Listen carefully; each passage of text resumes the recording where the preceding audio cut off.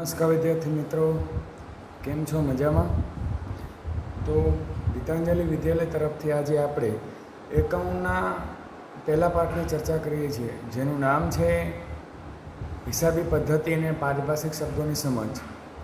તો આજે આપણે હિસાબી માહિતીના ગુણાત્મક લક્ષણોની ચર્ચા કરવાની છે, જે તમે 7મા મુદ્દાને જોઈ શકો છો. તો હિસાબી પદ્ધતિમાં જે હિસાબો આપણે તૈયાર કરીએ છીએ એનો ઉપયોગ હિસાબો તૈયાર કરનાર અથવા ધંધાના માલિક પૂરતો સીમિત નથી હોતો. કેમ કે જે કંઈ માહિતી આપણને પ્રાપ્ત થઈ છે એ માહિતીનો ઉપયોગ હિસાબો તૈયાર કરનારા અથવા ધંધાના માલિક પૂરતા એ હિસાબ સીમિત ક્યારે પણ નથી રહેતા. કેમ કે હિસાબમાં જે રજૂ કરવામાં આવેલી છે માહિતી, એનો ઉપયોગ એ વિવિધ પ્રકારના જે પક્ષકારો હોય એના દ્વારા કરવામાં આવે છે. હવે આ પક્ષકારોમાં આવે કોણ? તો લેણદાર, સરકાર, ધિરાણ કરનારી સંસ્થા જે છે એ આ પદ્ધતિમાં અથવા આ જે હિસાબો કે જે કંઈ બનાવવામાં આવે છે એમાં આ ધિરાણ કરનારી સંસ્થા, લેણદારો અને સરકારો એ પણ એનો હિસાબોનો ઉપયોગ કરે છે. એટલે ઉપરનું કથન એમ કહે છે કે જે કંઈ હિસાબો તૈયાર કરવામાં આવે છે એ ધંધાના માલિક પૂરતા ક્યારે પણ સીમિત નહીં રહેતા લેણદાર, સરકાર અને ધિરાણ કરનાર સંસ્થાઓ પર હિસાબી જે કંઈ માહિતી છે એ જરૂરી નીવડતી હોય છે. કેમ કે તમે જે કંઈ હિસાબો બનાવો છો એ હિસાબો અને લેણદાર કરનારી સંસ્થાઓ, હવે સમજી લો કે તમને બેંક દ્વારા કોઈ લોન આપવામાં આવે તો એ તમને કેના આધાર આપે? તમારે સમજી લો કે ધંધા માટે લોનની જરૂરિયાત ઊભી થાય છે. તો ધંધા માટે આપણે જે લોનની જરૂરિયાત ઊભી થઈ છે, હવે એ લોનને પૂર્તતા માટે તમારે એને કોઈ પ્રૂફ દેખાડવું પડશે. તમારા ધંધા પાસે એટલી આવક છે અને કયા પ્રકારની અને કેટલી આવક છે એ આવક તમારે દેખાડવી પડે. હવે આવક દેખાડવા માટે તમારી પાસે પૂરતા પ્રમાણમાં હિસાબો હોવા ખૂબ જરૂરી છે. અને એટલા માટે આપણને 3 સંસ્થાઓના નામ આપ્યા છે કે લેણદાર, સરકાર અને ધિરાણ કરનાર સંસ્થાઓને આજે આપણી જે કંઈ હિસાબી પદ્ધતિ છે એ ઉપયોગમાં આવતી હોય છે. હિસાબી પદ્ધતિ પાસેથી એ અપેક્ષા પર રાખવામાં આવે છે કે જે હિસાબ તૈયાર થયા છે અથવા હિસાબને તમે રજૂ કર્યા છે એ કેવા હોવા જોઈએ? તો એ ગુણાત્મક લક્ષણવાળા હોવા જોઈએ. કેવા હોવા જોઈએ? ગુણાત્મક લક્ષણવાળા હોવા જોઈએ. કે જે તમે હિસાબને રજૂ કર્યો છે એ હિસાબ ગુણાત્મક હોવો જોઈએ. ગુણાત્મક એટલે તો કે તમે એ જે કે હિસાબ બનાવ્યા છે અને તમે એને રજૂ કરો છો એ પહેલાં તો વિશ્વાસપાત્ર હોવા જોઈએ, એ હિસાબને સુસંગતતા હોવા જોઈએ, સમક્ષમતા હોવી જોઈએ અને તુલનાત્મક અથવા હું તુલના કરી શકું એ પ્રકારના હિસાબો હોવા જોઈએ. કેમ કે આ જે કંઈ લક્ષણો છે આપણા વિશ્વાસપાત્રતા, સુસંગતતા, સમક્ષમતા કે તુલનાત્મકતા, આ જે કંઈ લક્ષણો છે એનું માપન તો આપણે કરી નથી શકતા. તો આ ગુણધર્મોને કારણે હિસાબી માહિતીનો ઉપયોગ કરનારાઓનો વિશ્વાસ આપણને સંપાદન થાય છે અને આપણે વિશ્વાસ મેળવીએ છીએ કે ના, કે ભાઈ જે કંઈ હિસાબ થયા છે એ સાચા થયા છે, આપણો હિસાબ એવો આપણને વિશ્વાસ પ્રદાન થાય છે. અને તેઓ કોઈપણ પ્રકારના ભય વિના આપણી જે કંઈ માહિતી છે એનો ઉપયોગ કરે છે, પોતાના સંબંધિત નિર્ણય લે. અને આ લક્ષણો અંગેની ટૂંકમાં સમજૂતી આપણને નીચે આપેલી છે કે પહેલું છે કે વિશ્વાસપાત્રતા એટલે કે રિલાયબિલિટી. હવે હિસાબી માહિતીનું કોઈ પ્રથમ લક્ષણ હોય તો એ વિશ્વાસપાત્ર છે. કેમ કે તૈયાર થયેલ માહિતી સંપૂર્ણપણે વાસ્તવિક ચિત્ર રજૂ કરશે. કેવું ચિત્ર રજૂ કરે છે? તો કે એક વાસ્તવિક ચિત્રને રજૂ કરે છે કે જે માહિતી તમે તૈયાર કરી છે એ માહિતી એક આબેહૂબ પ્રતિકૃતિ તૈયાર કરે છે. એટલે તેઓ વિશ્વાસ માહિતીનો ઉપયોગ કરનારાને હોય છે કે માહિતીનો ઉપયોગ કરનારાનો વિશ્વાસ ટકાવી રાખવાનું કામ માહિતી જે કંઈ વ્યક્તિ તૈયાર કરે છે એના ઉપર છે. કે ભાઈ મેં માહિતી તૈયાર કરી છે કે મેં જે કંઈ હિસાબો તૈયાર કર્યા છે, પાકું શરીર બનાવ્યું છે કે નફા નુકસાન ખાતું બનાવ્યું છે કે નફા નુકસાન ફાળો નહીં ખાતું બનાવ્યું છે કે વેપાર ખાતું, એક્સેટ્રા જે કંઈ બનાવી છે બધી બાબતો મારા માટે સંપૂર્ણતઃ સાચી છે એવું આપણો હિસાબ વાપરનારને પણ સમજ હોવી જોઈએ એને આપણા પર વિશ્વાસ આવવો જોઈએ અને તમે જે કંઈ માહિતી રજૂ કરવામાં આવેલી છે એમાં કોઈ જ પ્રકારની ભૂલ નથી. એમાં હિસાબનીશ કે અન્ય પક્ષકારના કોઈ પણ અંગત અભિપ્રાયનો પણ સમાવેશ થયેલો ન હોવો જોઈએ અને મેં હંમેશા એકાઉન્ટના નિયમોને સિદ્ધાંતનું પાલન કરેલું હશે તો તૈયાર થયેલ માહિતી આપોઆપ વિશ્વાસપાત્ર રજૂઆત થશે. આપોઆપ થઈ જશે રજૂઆત, તમારે કરવી પણ નહીં પડે. કેમ કે તમે જે રજૂ કરેલી માહિતી છે એ સંપૂર્ણપણે ભૂલ રહિત હોય છે. મને એ માહિતીમાં કે અંગત અભિપ્રાયનો મેં એમાં ક્યારેય સમાવેશ નથી કર્યો. આપણું નામું અને આપણું એકાઉન્ટ અથવા આપણું જે સિદ્ધાંત છે એ સિદ્ધાંત જે કે પ્રમાણે કહે છે એ પ્રમાણે એ સિદ્ધાંત અને નિયમોનું મેં ચોક્કસપણે પાલન કરેલું છે. તો એટલું તમે કામ કરો આપોઆપ આપણા સિદ્ધાંતો છે એ વિશ્વાસપાત્રતા લાવે છે. હવે આ જે વિશ્વાસપાત્રતાના લક્ષણમાં વિશ્વસનીય આવે, રજૂઆત આવે, તટસ્થતા આવે, વિચાર વિવેક આવે, પૂર્ણતા જેવા પેટા લક્ષણોનો પણ સમાવેશ કરવામાં આવતો હોય છે. એટલે આપણું પહેલું લક્ષણ હતું વિશ્વાસપાત્રતા. બીજું છે સુસંગતપણું, રિલેવન્સ. કેવી રીતે? તો કે રજૂ કરવામાં આવેલી જે માહિતી છે એ ઉપયોગકર્તાની જરૂરિયાતને પૂર્ણ કરશે અથવા પૂર્ણ માહિતી હોય તો તે માહિતીને સુસંગત કરવામાં આવે. સુસંગતપણું એવું લક્ષણ છે કે જે ઉપયોગકર્તાને પોતાની માહિતી આધારિત નિર્ણય લેવામાં મદદ કરે છે. જો ખૂબ સમજવા જેવી વસ્તુ અહીં છે કે સુસંગતપણું છે એ ઉપયોગકર્તા જે કે દાખલા તરીકે આપણે ઉપયોગ કરીએ છીએ તો આપણે ઉપયોગ કરીએ છીએ, સમજો તો આપણે જે ઉપયોગ કરીએ છીએ કોઈ માહિતીનો તો એ માહિતી આજે શું કહે છે કે ઉપયોગકર્તાને પહેલાં અહીંયા સમજવાનું છે કે ઉપયોગકર્તા જે છે કે દાખલા તરીકે આપણે ઉપયોગ કરીએ છીએ તો ઉપયોગકર્તાને પોતાનો માહિતી આધારિત નિર્ણય લેવામાં મદદ કરે છે કે ભાઈ ચલો ભાઈ એક્સ પ્રકારની માહિતી છે તો એના આધારે મારે નિર્ણય લેવો હોય તો હિસાબનીશ દ્વારા તૈયાર થયેલી માહિતી કે રજૂ કરવામાં માહિતી જે છે એવી હોવી જોઈએ અથવા એવા પ્રકારની હોવી જોઈએ કે રોકાણકાર આ માહિતીને આધારે ખૂબ જ સમજવા જેવી વસ્તુ છે કે રોકાણકાર કોણ? તો કે રોકાણકાર આપણે જે માહિતી આપી છે, આપણે જે માહિતી રજૂ કરી છે એ એવા પ્રકારની હોવી જોઈએ કે જો મેં સર્કલ કર્યું છે કે કોને ઉપયોગ થશે અને કોણ આ માહિતીના આધારે ભવિષ્યમાં અમુક નિર્ણયો લેશે તો કે રોકાણકાર. હવે આ જે રોકાણકાર છે એ આપણે આપેલી માહિતીનો ઉપયોગ કરે છે તો એ કેવી હોવી જોઈએ આપણે આપેલી માહિતી?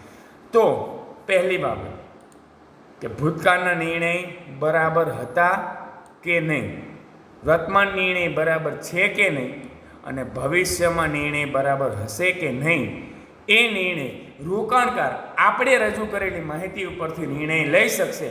એટલા માટે થઈને આપણે રજૂ કરેલી માહિતી ભૂતકાળ, વર્તમાન અને ભવિષ્યના નિર્ણયના સંદર્ભમાં ઉપયોગી થવી જોઈએ. એટલા માટે હંમેશા દરેક હિસાબી માહિતીને સુસંગતપણું હોવું જોઈએ. માની લઈએ ચલો કે સુસંગતતા ઉપરાંત રજૂ કરવામાં આવેલી એટલે કે સમજ ક્ષમતા, અન્ડરસ્ટેન્ડેબિલિટી. તો આ જે આપણી સમજ ક્ષમતા છે એ કેવી હોવી જોઈએ? પહેલી વસ્તુ હતી કે વિશ્વસનીયતા, બીજી વસ્તુ છે સુસંગતપણું.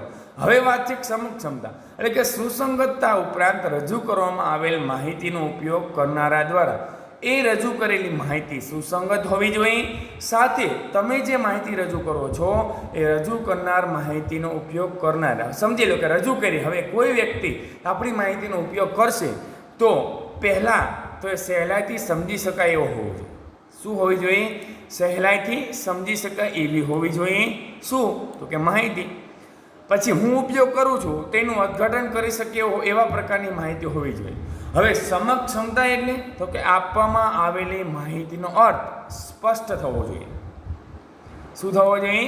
સ્પષ્ટ થવો જોઈએ કે મને જે માહિતી આપી છે અથવા મેં એક્સે માહિતી વાયને આપી છે તો એક્સ દ્વારા આપવામાં આવેલી માહિતી વાય સમજી શકે એવો હોવો જોઈએ અથવા એનું અર્થઘટન કરી શકવું જોઈએ અને એને માહિતી જે કંઈ આપી છે એનો અર્થ સ્પષ્ટ થવો જોઈએ. જો કે માહિતીનો ઉપયોગ કરનાર પાસે ધંધાકીય આર્થિક પ્રવૃત્તિઓ અને હિસાબી બાબતોમાં પ્રારંભિક જ્ઞાન અંગે અપેક્ષા રાખવામાં આવશે. હવે સમજી લો કે જેને હિસાબો કોને કહેવાય એ બાબતની જ ખબર નથી. હવે એ વ્યક્તિ પાસે તમે આ વસ્તુ લઈને જશો તો એને તો કોઈ સમજવાનો કોઈ અવકાશ રહેતો જ નથી. એટલે કે છે કે તમે રજૂ કરેલી માહિતી, દાખલા તરીકે આપણે બધી એંગલથી ચર્ચા કરી લીધી, પણ એક એંગલથી ચર્ચા કરવાની રહી જાય છે. કેવી રીતે? તો કે આપણે તો એવું કહીએ છીએ કે રજૂ કરવામાં આવેલી છે માહિતીનો આપણો ઉપયોગ કરશે, સહેલેથી સમજી શકે એવો હોવો જોઈએ, એનું અર્થઘટન કરી શકે એવો હોવો જોઈએ, બરાબર છે. પછી આપવામાં આવેલી માહિતી છે એનો અર્થ છે એ પણ સ્પષ્ટ થવો જોઈએ. એટલે આપણે ચર્ચા કરી છે કે આ બધી બાબતો માહિતી આપનાર પાસે જ હોવી જોઈએ. સામે તમે રજૂ કરો છો એ પણ આપણી ધંધાકીય આર્થિક પ્રવૃત્તિઓની હિસાબી બાબતોનું પ્રારંભિક જ્ઞાન ધરાવતો હોવો જોઈએ. આપણે એટલી અપેક્ષા રાખવી જોઈએ એ લોકો પાસે. એટલે અંડરલાઈન ખૂબ જરૂરી છે. અહીંયા સમજવા જેવી વસ્તુ છે કે આપણે સામાનો જે પક્ષકાર છે એ આર્થિક પ્રવૃત્તિની અને હિસાબી બાબતોનું પ્રારંભિક જ્ઞાન અંગેની જાણકારી રાખતો હોવો જોઈએ. એટલી આપણે અપેક્ષા રાખવાની છે એની પાસે, તો જ એ સહેલાઈથી સમજી શકશે.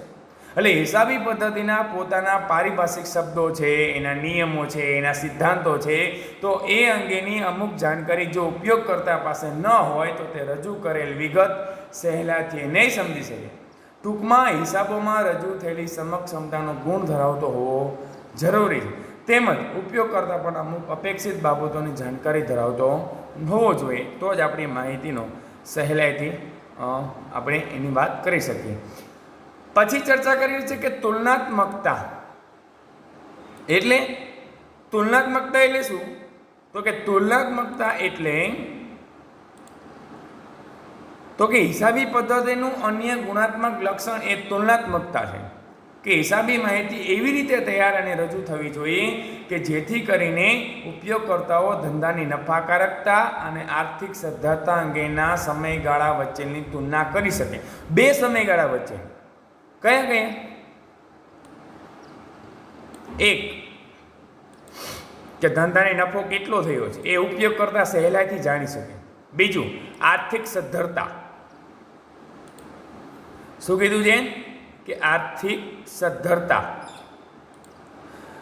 હવે ઉપયોગકર્તા એટલે કે આપણે જે માહિતી આપીએ છીએ, આપણે તો રજૂ કરીએ છીએ, એટલે આપણે આપી ઉપયોગ બીજા કરવાના છે. એટલે કે ઉપયોગકર્તા છે એ ધંધાની નફાકારકતા અને આર્થિક સદ્ધરતા અંગેની બે સમયગાળા વચ્ચેની યોગ્ય તુલના કરી શકે. મેં માહિતીનો ઉપયોગ કર્યો છે તો ભાઈ આ ધંધાનો નફો કેટલો છે, આ ધંધાનો વાર્ષિક આર્થિક સદ્ધર કેટલો છે, આ બંને વચ્ચેના તુલનાત્મક ગાળાની પણ ચર્ચા કરી શકવો જોઈએ.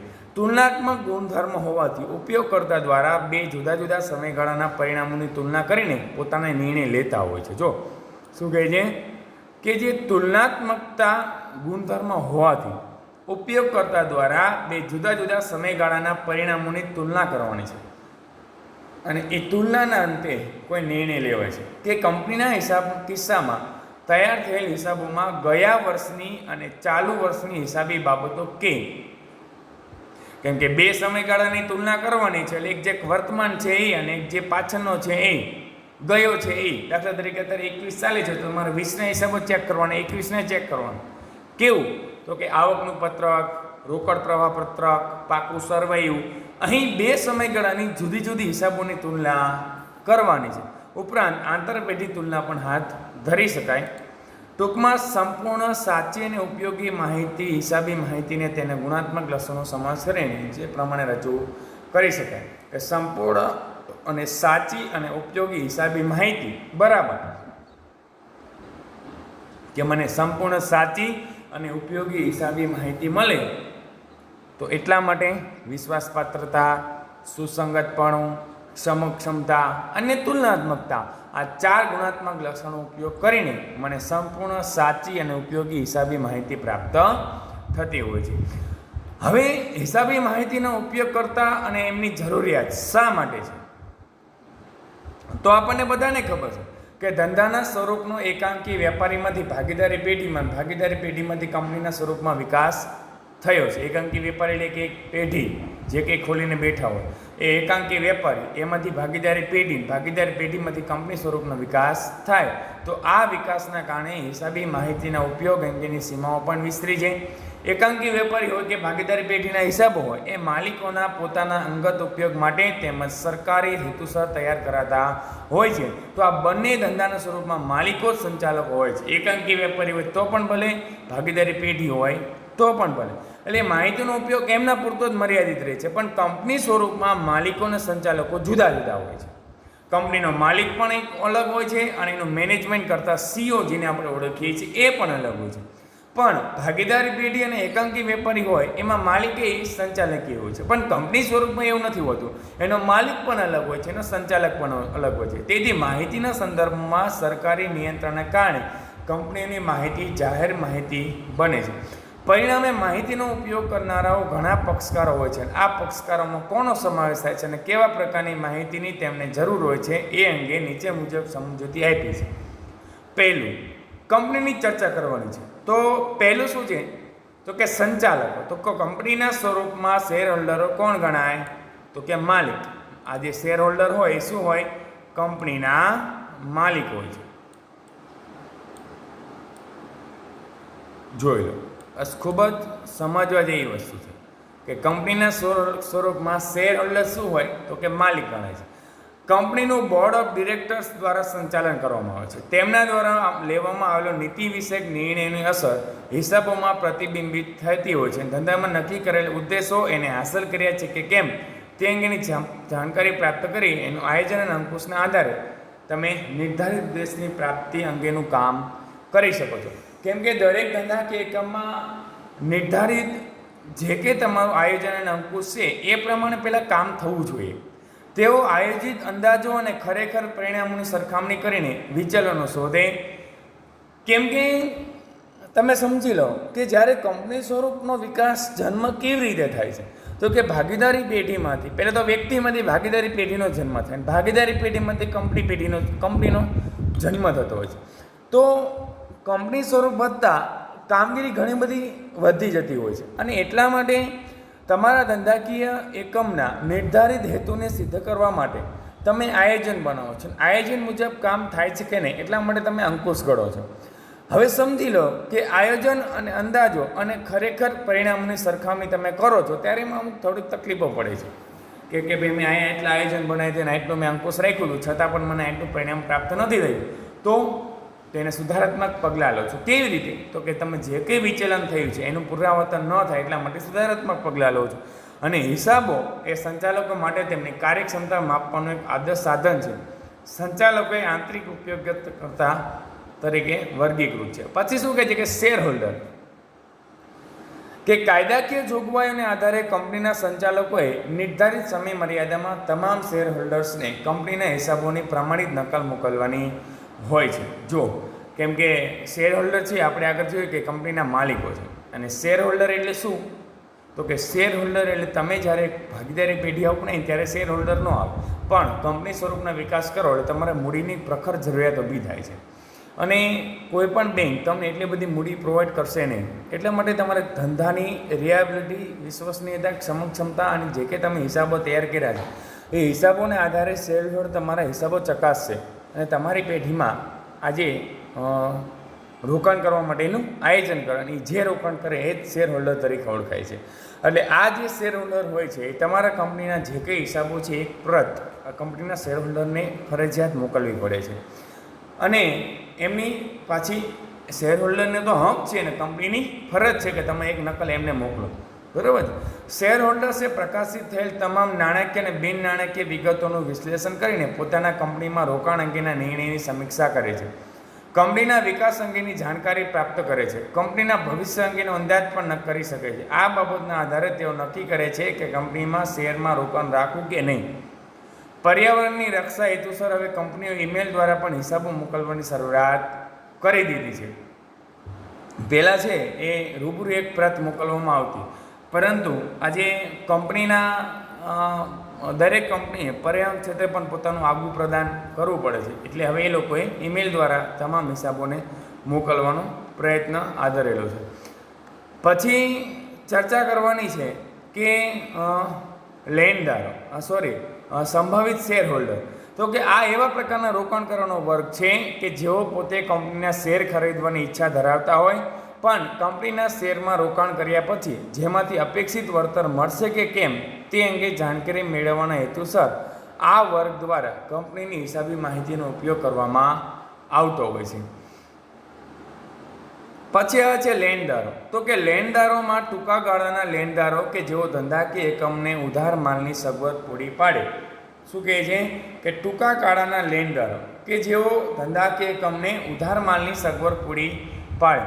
આ ઉપરાંત લાંબા ગાળાના લેણદારોમાં ધિરાણ કરનાર સંસ્થા, કંપનીના ડિબેન્ચર હોલ્ડર્સ, આ બંને પક્ષકારોએ ધંધાકીય એકમ પાસેથી ભવિષ્યમાં પોતાના લેણા મેળવવાના હોય છે. ધંધાકીય એકમ તો આપ્યા છે તો મેળવશે તો ખરી જ. તો આ પક્ષકાર દ્વારા ધંધાની કમાણીની સ્થિતિ તેમજ આર્થિક સ્થિતિ અંગેની વર્તમાન અને ભવિષ્ય અંગેની જાણકારી મેળવવા માટે તમારે હિસાબો પ્રકાશિત કરવા પડે છે. પછી ચર્ચા કરવાની છે કર્મચારીઓની. તો કે ધંધાકીય એકમમાં કર્મચારીઓ હિસાબી પરથી પોતાના પગાર વધારાની, બોનસ, નોકરીની સુરક્ષા અંગેની સ્થિતિનો ખ્યાલ મેળવી શકે. જો બહુ જ વિચારવા જેવું છે કે ધંધાકીય એકમમાં કર્મચારી માટે કેમ હિસાબો રાખવા જરૂરી છે અને કેમ હોવા જોઈએ. તો આ દરેક કર્મચારીને કંપની પાસેથી પગાર કે બોનસ માગવું હોય તો સમજાય છે. કર્મચારીને કંપની પાસેથી પગાર કે બોનસ કે નોકરીની સુરક્ષાની સ્થિતિનું જોવું હોય તેના માટેના હિસાબો તમારે રજૂ કરવા પડે. તો સામાન્ય રીતે કર્મચારીઓ માટે હિસાબોમાં અગત્યનો અંગ ધંધાનો નફો છે. જેટલો ધંધો નફો થશે ધંધાને એટલો લાભ ધંધાના કર્મચારીને પ્રાપ્ત થશે. વધારે નફો જો મેળવશે ધંધો વધારે નફો મેળવશે તો શું થશે? તો કે વધારે નફો મેળવતા પગાર અને બોનસ અને નોકરીની સુરક્ષાનો એમને વધારે ખ્યાલ આવશે. તો નફાના આધારે પોતાની માંગણીઓ તેઓ સંચાલક સમક્ષ રજૂ કરી આજે ધંધાકીય એકમની આર્થિક સ્થિતિ અને વિકાસ સારો હશે. જો ધંધાની આર્થિક સ્થિતિ અને વિકાસ સારો હશે તો પોતાની નોકરી છે એ સુરક્ષિત છે એવું એ માની શકશે. પછી આ છે વેરા અધિકારી. તો કે દેશમાં વિવિધ પ્રકારના વેરાઓ ધંધાની આવક, ધંધાની પ્રવૃત્તિ અને અન્ય બાબતોને ધ્યાનમાં રાખીને સરકાર દ્વારા આજે કર ઉઘરાવવામાં આવે. હવે આ વેરાઓની ઉઘરાણી અંગે દરેક વર્ષના અંદાજપત્રમાં સરકાર દ્વારા આ અંગેની જોગવાઈ કરવામાં આવે છે કે કંપની અંદાજપત્ર બનાવે અને આ જોગવાઈ પ્રમાણે વેરાની ચૂકવણી ધંધા દ્વારા કંપનીઓ દ્વારા કરવામાં આવતી હોય તો વેરાની ચૂકવણી અંગેની જવાબદારી હિસાબો પરથી તૈયાર થાય છે. કેમ કે તમે જ્યાં સુધી હિસાબ નહીં બનાવો ત્યાં સુધી તમે નક્કી નહીં કરી શકો કે મારી પેઢીને અથવા પેઢીએ સરકારને કેટલો ટેક્સ ચૂકવવાનો છે. હવે સમજી લો કે તમે હિસાબ તૈયાર નહીં કરો અને એમ નામ તમે વેરા બનાવી નાખશો તો અથવા એમ નામ રકમ નક્કી કરી નાખશો તો દાખલા તરીકે 5 લાખ રૂપિયા વેરો ભરવાનો થયો અને હિસાબ કરવા બેસો ત્યારે 5 લાખ નોય ભરવાનું થાય તો તમારા માટે નુકસાન થાય ને. એટલે મારે કેટલો વેરો સરકારને ચૂકવવાનો છે એ નક્કી કરવા માટે થઈને વેરાની ચૂકવણીના જવાબદારી હિસાબો પરથી તમે તૈયાર કરવાના હિસાબો કે જેના પરથી તમે નક્કી કરી શકો કે ભાઈ મારે આટલો વેરો ચૂકવવાનો છે અથવા આ વેરા રાજ્ય સરકાર કેન્દ્ર સરકાર દ્વારા ઉઘરાવવામાં આવતા હોય છે. પછી આ છે ગ્રાહકો. તો ધંધાકીય એકમના ગ્રાહકોને નફાના સર્જનમાં અગત્યના ભાગ તરીકે ગણી શકાય કે આજનું બજાર વેચનારોનું બજાર નથી પણ ખરીદનારનું બજાર છે. ખરીદનાર માટે એટલે કે ગ્રાહક માટે નવા કાયદા અમલમાં છે. તે પોતાની ખરીદેલ વસ્તુના તમામ હકો માટે જાગૃત છે. એ વસ્તુ કે સેવાની પડતર અંગે પણ સજાગતા ધરાવે છે. કંપનીના હિસાબો દ્વારા ગ્રાહકો પણ વસ્તુ કે સેવાની પડતર કિંમત અંગેના અંદાજ બાંધી શકે છે. એટલે ગ્રાહક માટે પણ હિસાબ હોવા જરૂરી છે. પછી છે વિદેશી ઉદ્યોગકારો, નિયમન સંસ્થા, વ્યવસાયિક સંસ્થા અને સરકાર. જો કે વિદેશી ઉદ્યોગ સાહસિકો તો કે સંદેશા વ્યવહાર અને ટ્રાન્સપોર્ટ સગવડના કારણે વિશ્વ ખૂબ જ નજીક આવ્યું છે.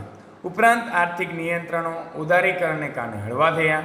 તેથી વિદેશી ઉદ્યોગ સાહસિકો એકબીજા દેશમાં પોતાની વસ્તુ કે સેવાના વેચાણની ઈચ્છા ધરાવે તો જે તે દેશની કંપની સાથે પોતાના ધંધાનું સંયોજન કરવાની ઈચ્છા ધરાવતા હોય. પરંતુ આ નિર્ણય લેતા પહેલાં તેમને દ્વારા જે તે કંપનીના હિસાબોનો ઉપયોગ કરીને કંપનીના તમામ પાસા એટલે કે સદ્ધર કેટલું છે, તરલતા કેટલી છે, નફો કેટલો કરે છે એ વિશ્લેષણ કરીને નિર્ણય લે અને પછી આપણી સાથે સંયોજન કરતા હોય છે. કેમ કે વિદેશી કંપની સીધું ભારતમાં તો ધંધો કરી નથી શકતી. તો એ વિદેશી ઉદ્યોગોને ભારતના ઉદ્યોગ સાથે જોડાવવું હોય તો ભારતના ઉદ્યોગોની તમામ માહિતી એ ચેક કરે, સદ્ધરતા ચેક કરે, તરલતા ચેક કરે, નફાકારકતા ચેક કરે, વિશ્લેષણ કરીને પછી આપણી સાથે ધંધો કરવાની ઈચ્છા રાખતા હોય છે. નિયમનકારી સંસ્થા તો કે કંપની ધંધા સ્વરૂપમાં સરકાર અને સરકાર દ્વારા નિયમનકારી સંસ્થાઓનો પર અંકુશ રાખતી હોય છે, જેથી કરીને કંપનીના કોઈપણ પ્રવૃત્તિને કારણે સામાન્ય પ્રજાને આર્થિક નુકસાન ન થાય એ હેતુસર security exchange board of India અને insurance regulatory development authority of ઇન્ડિયાની સ્થાપના કરવામાં આવી છે. તો આ સંસ્થાઓ નિયમોને માર્ગદર્શિકા બનાવવા માટે હિસાબનો ઉપયોગ કરે છે કે ભાઈ તમારે સેબીના માર્ગદર્શન અંતર્ગત તમારે કંપનીના હિસાબો અને સરકારની જે કે નિયમનકારી સંસ્થાઓ છે એને અંકુશમાં રાખીને તમારે હિસાબો બનાવવાના છે. હવે આ ઉપરાંત નિયમો પ્રમાણે હિસાબો તૈયાર થયા છે કે નહીં એની તપાસ સેબી કરતી હોય છે. પછી આવે છે વ્યવસાયિક સંસ્થા. તો હિસાબો તૈયાર કરનાર વ્યવસાયને વ્યવસાય સંસ્થા તરીકે ઓળખવામાં આવે. આ વ્યવસાયના યોગ્ય સંચાલન માટે દરેક દેશમાં વ્યવસાય સંસ્થા હોય છે. તો આપણા દેશમાં 1949થી the institute of chartered accounts of India એની સ્થાપના કરવામાં આવેલી છે કે જેથી કરીને institute of chartered accounts of India એ એના નિયમો બહાર પાડે, એની માહિતી બહાર પાડે, એના સંદર્ભ સાહિત્ય બહાર પાડે, એની માર્ગદર્શિકા બહાર પાડે. એ માર્ગદર્શિકા, નિયમોને, સિદ્ધાંતના અને તમામ હિસાબો તૈયાર કરવાના આવે, જેથી તૈયાર થયેલા હિસાબોમાં એક સૂત્રતા અને એક સમાનતા, એટલે કે સમગ્ર દેશ the institute of chartered accounts of ઇન્ડિયાને હેન્ડલ રાખીને, એની માર્ગદર્શિકાને ધ્યાનમાં રાખીને બધા જ ધંધાકીય એકમો હિસાબ બનાવશે. એટલે આ ઇન્સ્ટિટ્યૂટને ધ્યાનમાં રાખીને હિસાબ બને એટલા માટે થઈને આજે એક સૂત્રતા અને એક સમાનતા જળવાઈ રહેશે. ઉપરાંત institute of chartered secretary of India શું કહે છે? Institute of chartered secretary of India, the institute of cost accounts of India પણ હિસાબો અંગેની જરૂરી સૂચનો આપે છે. તો વ્યવસાય સંસ્થાઓને માર્ગદર્શિકા અને હિસાબો તૈયાર કરવામાં પણ ઘણું મદદરૂપ થતું હોય છે. પછી આ છે સંશોધકો અને વિશ્લેષકો. તો કે હિસાબી માહિતીનો ઉપયોગ કરનારા એક વર્ગ છે સંશોધક અને વિશ્લેષક. આ ઉપયોગકર્તાને કંપનીની નફાકારકતા કેટલી, આર્થિક સદ્ધર કેટલો એ જાણકારી મેળવવા ઉપરાંત નફાકારકતા કે આર્થિક સદ્ધરતા આવી કેમ, આટલી કેમ છે એ અંગેનું સંશોધન અને વિશ્લેષણ કરશે. અને એટલા માટેનો આખો વર્ગ બેસાડવામાં આવે છે કે આ પેઢીને આટલો નફો થયો જ કેમ, આટલી સદ્ધર કેમ છે. અને આ સંશોધન અને વિશ્લેષણ કંપનીને અંગત રીતે રોકાણકારને મદદરૂપ થાય છે. એટલે આ ઉપયોગકર્તાનું યોગદાન પણ નોંધપાત્ર છે. આ વર્ગ પોતાના અંગત હેતુ માટે નહીં પણ અન્યના લાભ માટે સમગ્ર માહિતી ચેક કરે છે અને એ અન્યના ઉપયોગકર્તા માટે ખૂબ જરૂરી છે. ભારતમાં અને વિદેશમાં શાકપાત્રતા નક્કી કરતી સંસ્થાઓમાં કામ કરે છે, જેને ક્રેડિટ રેટિંગ એજન્સીઓ તરીકે ઓળખવામાં આવે છે, કે જેમાં ક્રિસલ અને ICR વગેરે સમાવેશ થાય છે. પછી આજે સરકાર. તો કે દેશના કાર્યક્ષમ અને અસરકારક સંચાલન અને વહીવટ અંગેની જવાબદારી સરકારની છે. સરકાર દ્વારા દેશના વિકાસ અંગેની નીતિ ઘડવામાં આવે અને આ નીતિઓના ઘડતર માટે પૂરતા પ્રમાણમાં સુસંગત માહિતીની જરૂરી છે. માહિતી એકત્રિત કરી એનો ઉપયોગ દેશની નીતિ ઘડવામાં થાય છે. સરકારના નીતિ વિષયક નિર્ણયોમાં આ હિસાબી માહિતી અગત્યની ભૂમિકા ભજવે છે. તો ઉપરની ચર્ચાના આધારે હિસાબી માહિતીનો ઉપયોગ અંગેના ઉપયોગકર્તા કયા છે, કયા કારણસર હિસાબી માહિતી ઉપયોગી છે વગેરે બાબતને જાણી શકાય છે. અને હિસાબી માહિતીના ઉપયોગની સીમાઓ વિસ્તરતી જાય છે, જે હિસાબી માહિતીનું મહત્ત્વ સમજાવે છે. તો હવે આપણે ચર્ચા કરવાની છે હિસાબી પદ્ધતિના પારિભાષિક શબ્દો, જે હવે પછીના નેક્સ્ટ લેક્ચરમાં આપણે ચર્ચા કરીશું. ત્યાં સુધી તમારે જે 11 મુદ્દા છે એને વ્યવસ્થિત સમજીને પાકી 12 મુદ્દાને વ્યવસ્થિત સમજીને પાકી નોટબુકમાં લખવાના રહેશે. તો ઘેર રહો, સુરક્ષિત રહો.